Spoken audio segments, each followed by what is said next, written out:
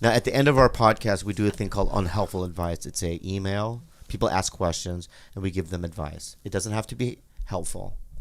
It can be whatever you want. So go ahead, Gilbert. Unhelpful Advice with Nick Rutherford. Second City, bro. This is from...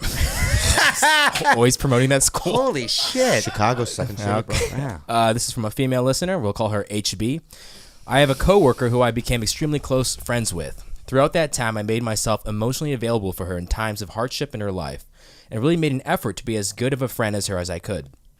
When a traumatic event came up in my life, she was nowhere to be found. I let her know that I felt unwanted as a friend, and she expressed that she didn't have the emotional capacity to be there for me in the same way.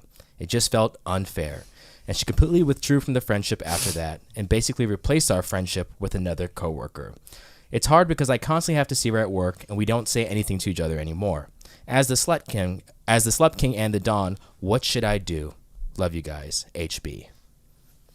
That seems like a TLDR for me. What's a TLDR mean? Too long. Yeah, too long didn't read. read. So she had a friendship that was burgeoning, and then it didn't work out. Friend was not there to help her. And There was no reciprocity. Yeah, there was betrayal. That's what I saw. And at the end of every betrayal, there needs to be victory. So Yes, so... How does one become victorious? Well, you have to win. I don't know what the dynamics of your work is. I don't know where she works. But at the end of the day, you have to come up and you have to show this woman that, that it's her loss. Okay? Yeah, I agree with you. Right. I agree with you moving on, in the sense of moving on. That's not what I'm saying. Revenge. Okay. he wants revenge. He wants John Wick. My girlfriend is very much smarter than me in a lot of ways, and one of the things she's like, I don't know about you. I imagine we're very similar, and so when somebody you're trying to be friends with somebody and they don't, you're making a lot of weird. No, I'm just trying to listen to what you're. I'm trying to listen to what you're saying. When somebody I'm trying to become friends. Bobby. This is not good podcast material. It's really hard to talk. When somebody has any pushback of being my friend, because I'm like, I have everything to offer and nothing. Like, I just want to be your friend. I'm like a good friend. Yeah. And if there's any pushback, it makes me want to be their friend more. Yeah. It's a weird, self-punishing thing. Yeah. And my girlfriend has said, the best thing you can do is wildly ignore them, and then they will come around. HB, your friend or your ex-friend is dealing with their own insecurities, has nothing to do with you, and it makes you want to win. You want a victory, so you're going to keep on pushing after that friendship. You're going to keep on chasing that friendship. Best thing you can do, move on entirely. Fucking cold case her immediately, move on. That's the way. Boom. And she'll come around. That was the right one. Yeah. Yeah, that's exactly what it is, dude. Yeah. You ignore the fuck out of them. Yeah, you have to. It's crazy. And I'm not that type of person. Johnny Sanchez was my guy.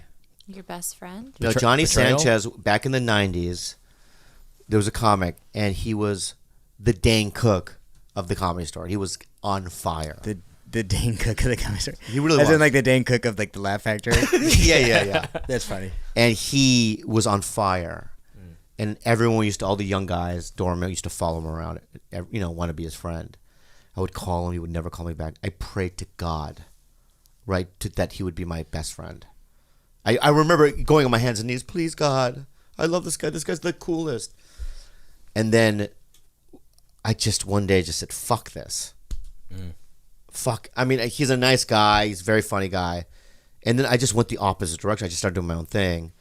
And then, years later, I helped him get on Mad TV and this and that. But at the end of the day, now I don't even think about him. Well, I see Johnny and I hug him and I love him. But it's like, I completely moved on from it. And now we're friends. I love him. But I don't have that anymore with that guy. It's just, you got to do that. Yeah, because I think it's really unattractive when someone appears needy Yeah. of your time, of your affection or whatever. It's just, it seems exhausting.